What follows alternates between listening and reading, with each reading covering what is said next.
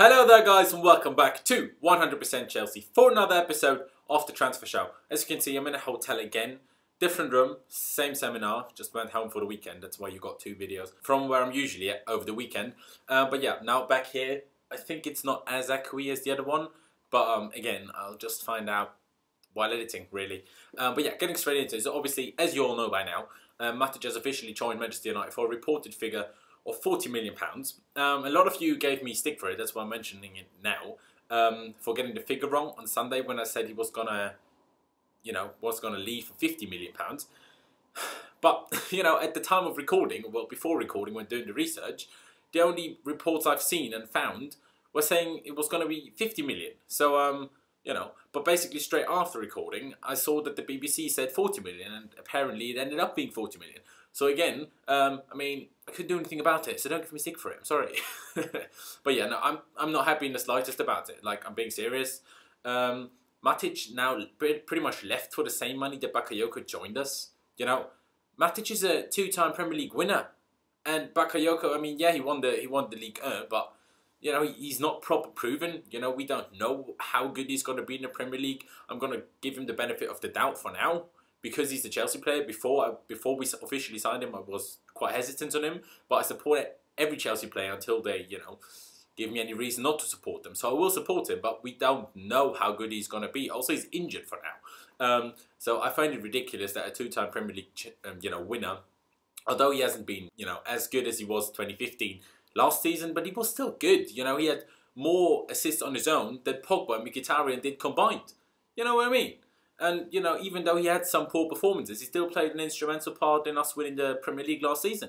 Let's not forget that. And he played an even more instrumental part in winning the Premier League 2 years ago. So people that are saying he's shit and, it doesn't matter whether we sell him or not, or he's just bad for Man United, he's not shit. He has shit games, fair enough, but he's not shit. If you think that you're, in my opinion, deluded, I'm sorry. But yeah, we have to move on. Talking about players that could replace him, me and Brandon, and I think Louis even, mentioned Renato Sanches. Last night even saw some reports that he might actually be announced as a Chelsea player today. Well, now today, reports have come out that our hopes of getting him are fading. Seriously, I don't really know what to believe about this story anymore. I don't really know what to believe about any story on it anymore, if I'm completely honest. But if I'm honest, I don't think we're going to get him. But obviously, we'll have to wait and see. Maybe something changes, but yeah, like I said, I don't think so. But sort of the main three players that we're apparently looking at to sort of replace Matic, or, players that we want to bring in anyway, three players that we're apparently looking at. First of all, Oxlade-Chamberlain, Alex Oxlade-Chamberlain from Arsenal. I've mentioned him before. I don't have any more news than that we're apparently still interested in him. Obviously, I think last week there were rumours that we're going to prepare a bid once Arsenal is back from pre-season, from Asia. Nothing that I heard happened since then. I don't know. Obviously, he has some positives to it. His versatility is very good. He can play in the right wing, he can play at centre mid, and he can play at right wing back. Although I don't think he's anywhere near good enough to challenge at right wing back. I don't think he's as good as Willian, and nowhere near Pedro. He won't play at CM as a starter at centre mid, because, unless we have injuries, obviously. But even Fabregas, I'd put ahead of him in that position, although I don't think Fabregas is the perfect centre mid, at least in the midfield too. But the right wing back, I could see him challenging Moses. I'm not sure whether he's better because he hasn't played there for as long as Moses has last season, because Arsenal only switched to that formation, I don't know, 6-7 games before the end of the season. But, he could challenge Moses. But do I think he will move if he doesn't have a guarantee, to start pretty much every game or to be a regular starter? I don't think so, because why would he then move Arsenal? Yes, he might earn a little bit more money, but he's been there for a while, hasn't he? So I think he's got Arsenal in his heart a little bit. So he will need guarantee to start to move to Chelsea, I think. And now coming to a rumour that I'm not particularly happy about, if I'm completely honest. Apparently, we're also interested in 23-year-old central attacker mid Ross Barkley from Everton. Obviously, you all know Ross Barkley. But, what's that about? Again, don't really know much more than that we're interested. First of all, he'd probably be very expensive, considering he's English and young. That's always a very expensive combination in nowadays football. Secondly, where would he play? We don't play a number 10, which is his position. He isn't the proper central midfielder. Maybe he could be moulded into that, fair enough, because he's got the physique to do it, I think. But he wouldn't be a starter there, so we'd pay a lot of money, and I think a lot of money. I think he'd be more than Bakayoko and what we sold Matic for, if I'm honest. So we paid that much for a backup in a position that's not even his best? Or you know, would he play on the wing like we did with Ruben Loftus-Cheek last year on the left, or with Lewis Baker now in pre-season on the right wing? You know, I can't imagine that. Only if we did switch to a 3-5-2, I could see him fitting anywhere, really. But I don't think we will switch to 3-5-2 as we haven't tested it once in pre-season. Obviously, we could implement it during the season, as you know, we didn't test 3-4-3 during pre-season last year. And then we used it and won us the league. But still, I don't think we will necessarily use that. And even if we did, that position sort of ahead of the two CDMs would be Cesk's, you know, Fabregas's. And I don't think Barkley is better than Fabregas in that position. As a proper number 10, maybe, but not as a sort of in the 3-5-2 as a kind of centre mid, but just a bit more attacking than the two behind him. And 4, you know, number 4, in my opinion, he has been at the exact same level for the last 3 years. Maybe, you know, slight improvement, but too small considering his age.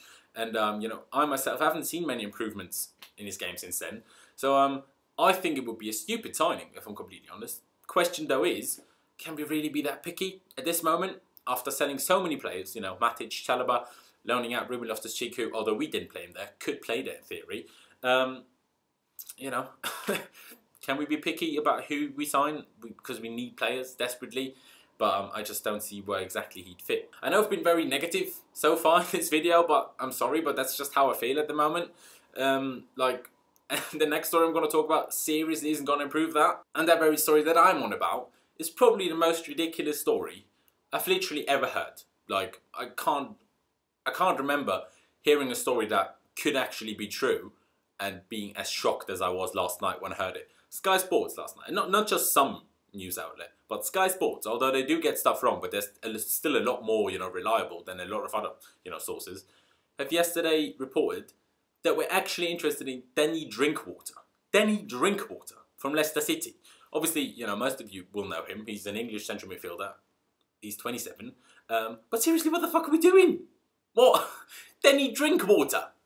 Are we having a laugh? Like, and apparently, the worst thing about this, he cost us 35 million. 35 million for Danny Drinkwater. Are we having a laugh? What the fuck are we doing with our lives? Like, is Conte trying to challenge himself to retain the title with the worst and thinnest squad of all time? Or, I mean, what are we doing? Like, I mean, obviously, yes, he's won the Premier League 2 years ago. Fair enough. Or like, you know, the season before last. But, you know, he didn't have a very good season last year. Leicester, you know, as a whole didn't really. Yes, they got to the quarterfinal of Champions League, but still, they didn't have a good season at all.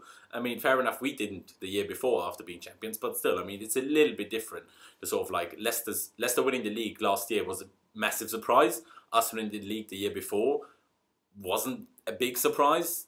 It was like the way we failed the year after was the surprise, and it wasn't with Leicester really. I mean, obviously, he didn't have Kante next to him last year, which he did when they won the league. So, that could, you know, improve him again, I don't know. But still, like, he definitely wouldn't be a starter. And then again, we'd pay a lot of money for a backup. For a 27-year-old backup. You know, 35 million, even though in today's market, it's probably what you're going to have to pay for, well, any half-decent English footballer. But, you know, it's still Danny Drinkwater. We sold Chalobah and Matic and loaned out Ruben Loftus-Cheek to sign for Danny Drinkwater. Like, are we having a laugh? But the funniest thing about the whole story is that apparently Leicester won't even sell him.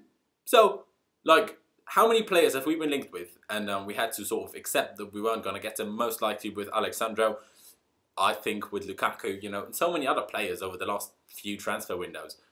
And we can't even get Danny Drinkwater. I mean, obviously, I don't know if the interest is actually, you know, real. Sky Sports said it, like I said. I don't know if it's true that Leicester aren't willing to sell for sort of any price. I don't know. But I find it all a little bit ridiculous. Like, I don't know what's going on. Yeah, at the moment, I'm a little bit depressed, pessimistic. Like, we don't have any players. Like, we have such a thin squad. We have no one. We already had a thin squad last year. And now we got rid of a lot of first-team players. And, like, didn't replace all of them when we needed to keep basically everyone. And add to that to actually compete in the Premier League, the FA Cup, the League Cup and the Champions League, which we didn't do last year. And we got knocked out of the League Cup very early as well. So, like, that could have been a fair few more games as well. So, you know, if we want to do really well this season, and, you know, obviously our aim as Chelsea should at least, like, it is to win everything that we compete in. Obviously, the Champions League is very unlikely that we're going to win it, but you know, I suppose it was in 2012 as well. You know, but we do want to win the Premier League, the FA Cup, and the League Cup. Probably not going to happen because it very rarely happens. Has there anyone ever even won League Cup, FA Cup, and Premier League in one season? I don't know. Probably.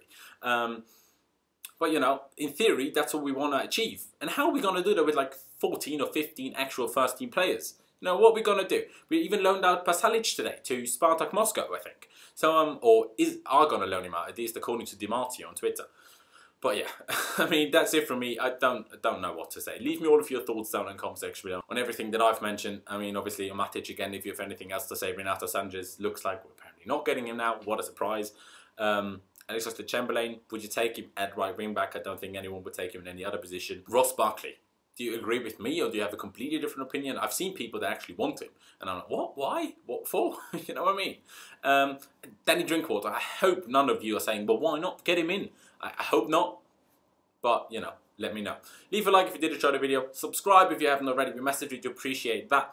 You know, follow me on my social media, my Twitter, my Instagram. I would massively appreciate it if you follow me there as well. Thank you guys for watching. Up the Chels. And I'll see you next time.